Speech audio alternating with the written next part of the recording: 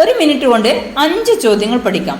ഒന്നാമത്തെ ചോദ്യം, എഴുത്തച്ഛൻ സ്മാരകം സ്ഥിതി ചെയ്യുന്നത് എവിടെയാണ്? തിരൂർ തുഞ്ചൻ പറമ്പിലാണ് എഴുത്തച്ഛൻ സ്മാരകം സ്ഥിതി ചെയ്യുന്നത്.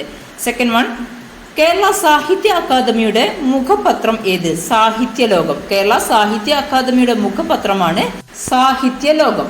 നെക്സ്റ്റ്, മാധവിക്കുട്ടിയുടെ ആത്മകഥയുടെ പേരെന്താണ്? എൻ്റെ കഥ. അടുത്ത ചോദ്യം, കേരളത്തിന്റെ ഭരണഭാഷ ഏതാണ്? മലയാളം. അവസാനത്തെ ചോദ്യം, മലയാളത്തിലെ ആദ്യ സന്ദേശ കാവ്യം ഏതാണ്? ഉണ്ണുനീലി സന്ദേശം. ഒന്നുകൂടെ നമുക്ക് നോക്കാം. എഴുത്തച്ഛൻ സ്മാരകം സ്ഥിതി ചെയ്യുന്നത് എവിടെയാണ്? തിരൂർ തുഞ്ചൻ പറമ്പ്. കേരള സാഹിത്യ അക്കാദമിയുടെ മുഖപത്രം സാഹിത്യലോകം. മാധവിക്കുട്ടിയുടെ ആത്മകഥയുടെ പേര് എൻ്റെ കഥ. കേരളത്തിന്റെ ഭരണഭാഷ ഏതാണ്? മലയാളം. മലയാളത്തിലെ ആദ്യ സന്ദേശ കാവ്യം ഉണ്ണുനീലി സന്ദേശം. അടുത്ത പ്രധാനപ്പെട്ട 5 ചോദ്യങ്ങളുമായി ഉടനെ തന്നെ കാണാം. താങ്ക്